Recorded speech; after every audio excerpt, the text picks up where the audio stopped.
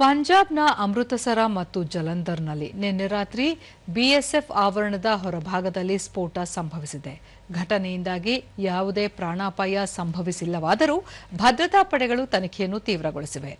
ಅಮೃತಸರದ ಅಟ್ಟಾರಿ ಗಡಿಗೆ ಹೊಂದಿರುವ ರಸ್ತೆಯಲ್ಲಿರುವ ಅತ್ಯಂತ ಸುಭದ್ರವಾದ ಖಾಸಾ ಕಂಟೋನ್ಮೆಂಟ್ ಪ್ರದೇಶದಲ್ಲಿ ಸ್ಫೋಟ ಸಂಭವಿಸಿದೆ.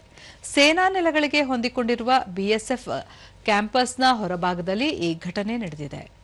ಪೊಲೀಸರ ಮಾಹಿತಿಯ ಪ್ರಕಾರ ಆನ್ಲೈನ್ ಡೆಲಿವರಿ ಕಂಪನಿಯೊಂದರ ಹುಡುಗ ಬಿಎಸ್ಎಫ್ ಸಿಬ್ಬಂದಿಗೆ ಪಾರ್ಸೆಲ್ ತಲುಪಿಸಲು ಬಂದಾಗ ಈ ಘಟನೆ ನಡೆದಿದೆ ಎಂದು ಹೇಳಿದ್ದಾರೆ. ಡೆಲಿವರಿ ನೀಡಿ ಆತ ತನ್ನ ಸ್ಕೂಟರ್ ಬಳಿ ಹಿಂತಿರುಗಿದಾಗ ಸ್ಫೋಟ ಸಂಭವಿಸಿದೆ. ಸ್ಫೋಟದ ತೀವ್ರತೆಗೆ ಸ್ಕೂಟರ್ ನಜ್ಜುಗುಜ್ಜಾಗಿದ್ದು ಹತ್ತಿರದಲ್ಲಿದ್ದ ವಿದ್ಯುತ್ ಕಂಬಗಳಿಗೂ ಹುಡುಗನಿಗೆ ಸಣ್ಣ ಪುಟ್ಟ ಗಾಯಗಳಾಗಿವೆ. ಘಟನಾ ಸ್ಥಳಗಳಿಗೆ ಬಾಂಬ್ ಪತ್ತೆ ದಳ ಹಾಗೂ ವಿಧಿವಿಜ್ಞಾನ ತಂಡಗಳು ಭೇಟಿ ನೀಡಿ ಮಾದರಿಗಳನ್ನು ಸಂಗ್ರಹಿಸಿವೆ. ಗಡಿ ರಾಜ್ಯವಾದ ಪಂಜಾಬ್ನಲ್ಲಿ ಸೇನಾ ಕೇಂದ್ರಗಳನ್ನೇ ಗುರಿಯಾಗಿಸಿಕೊಂಡು ನಡೆಸಿರುವ ಈ ಘಟನೆಗಳು ಭದ್ರತಾ ಪಡೆಗಳು ಗಂಭೀರವಾಗಿ ಪರಿಗಣಿಸಿದ್ದು ರಾಜ್ಯಾದ್ಯಂತ ಕಣ್ಗಾವಲು ಹೆಚ್ಚಿಸಲಾಗಿದೆ.